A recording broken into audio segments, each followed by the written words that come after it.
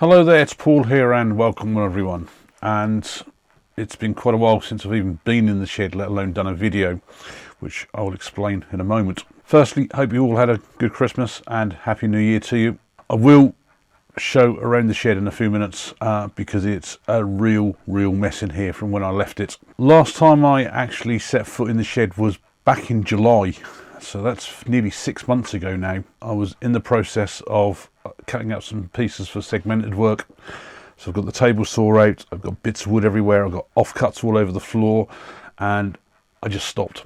Not sure the main reason why, but I do know why it's been so long, is that back in July I actually bought myself a drone. Because of that, I actually have set up another YouTube channel for some of my drone footage, because that's about the only place you can actually truly see it in the 4K resolution. There will be a link below in the description if you're interested.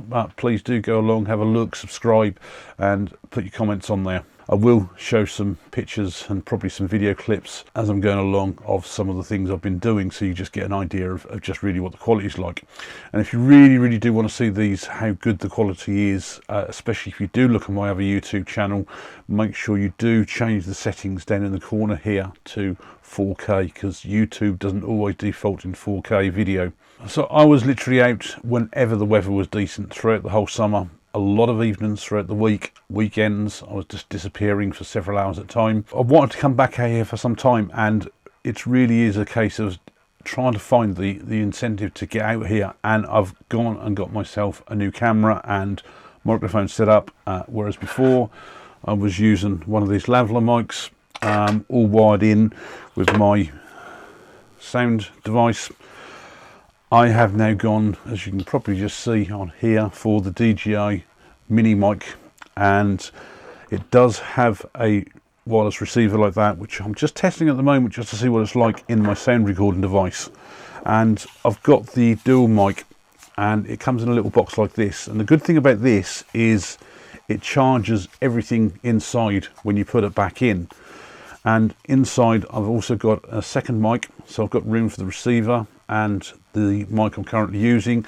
And as you can see there, it's lit up and all lights up on the front there when you actually put it back in. So the box itself holds quite a fair bit of charge, and I believe these mics should last us something like about 6 hours, so I'm going to get plenty of life out of them. The good thing about it as well is that with these mics, if you've got the Osmo Action cameras, which I've just literally bought the Osmo Action 5 as well, I can actually connect these mics direct to the camera, so I don't even need the receiver. Let's just bring up my camera.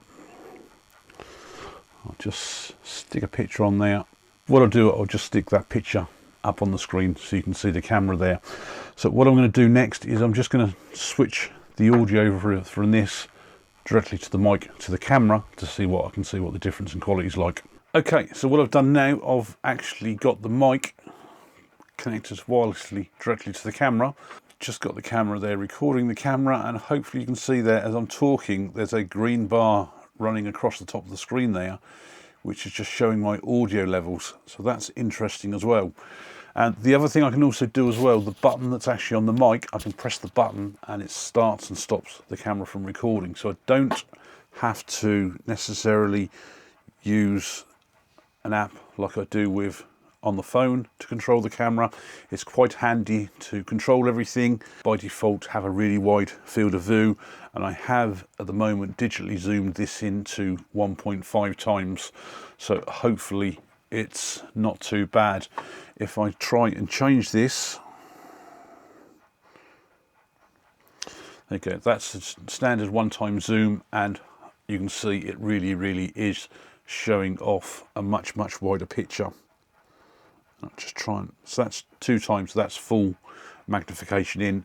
Now my previous setup was the GoPro Hero 7 Black, and I was going to use this with this video because I usually like to use several cameras. And the trouble as I've found is that the 2 main batteries I have expanded, and I mean this was the one that was in the camera. That one doesn't look quite so bad actually. It's expanded a little bit, but I did have quite a job of actually pulling that out of the camera. The problem with the GoPros is that they overheat, and I've been out here in the shed here in the past doing projects, recording something, camera will probably be on for half an hour, recording one of the projects, and all of a sudden it dies. 15 minutes to 30 minutes later, plug it all back in before I can actually carry on with the project again. The other camera I use as well is my old GoPro Hero 4 Silver. This is actually not a bad camera. Doesn't really suffer with the overheating.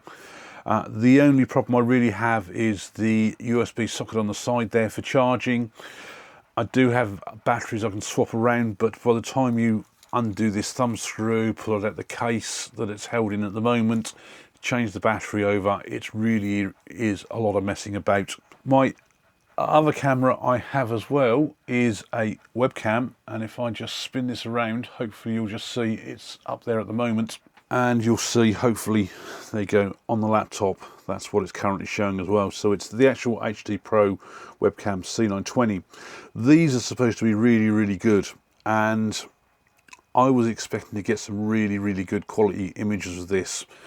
I usually have it sat at the end of the lathe over the tailstock, getting those images that end.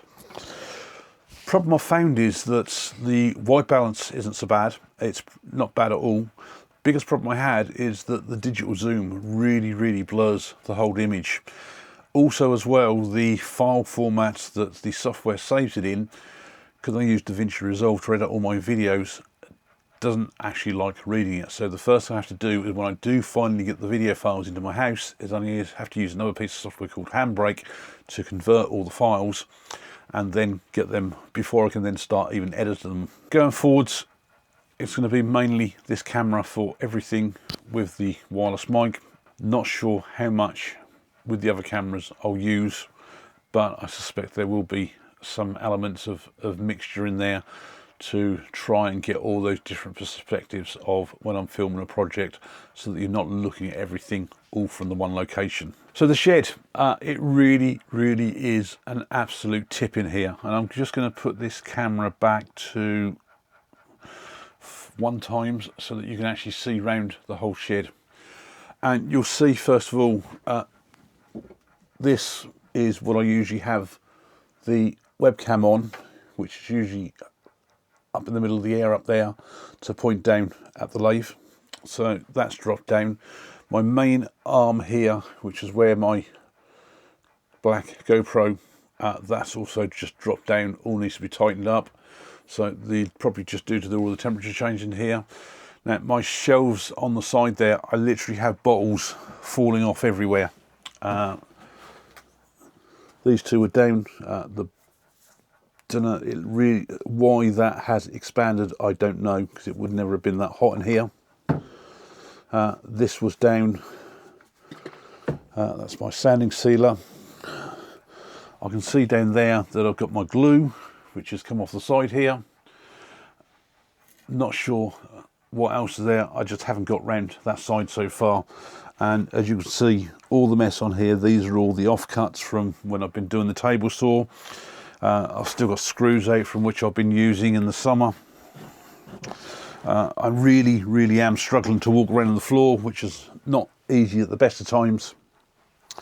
And there's all the wood that I've currently cut up. This was originally a worktop that I got, well, my daughter gave me when she moved from the flat she was in with her partner to the bungalow she's in now. They were using it as a table, and as you can see, everything was painted black on the top and the sides, and it was actually already a joined piece. I mean, hopefully you can see there, you can see the joins of the wood there, and I've actually just gone through and tried to cut this all up into lengths so that they're now solid pieces of wood, and also cut off the paint marks on there. So those are all ready to then be cut up into segments for a project. And as I say, as you can see, I'm literally struggling for space here. Just climbing over everything. As you can see, really is an absolute mess everywhere.